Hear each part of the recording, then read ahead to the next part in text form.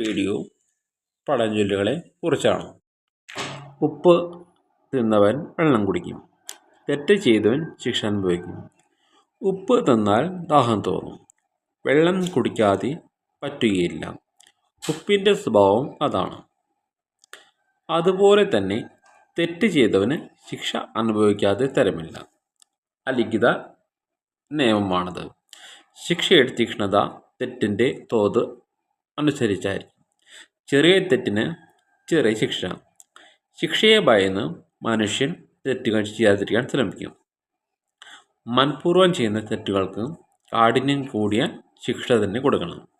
എങ്കിലേ ഒരു പരിധിവരെ തെറ്റുകളിലേക്ക് പോകാതെ സന്മാർഗത്തിലേക്ക് മനുഷ്യൻ നയിക്കപ്പെടും.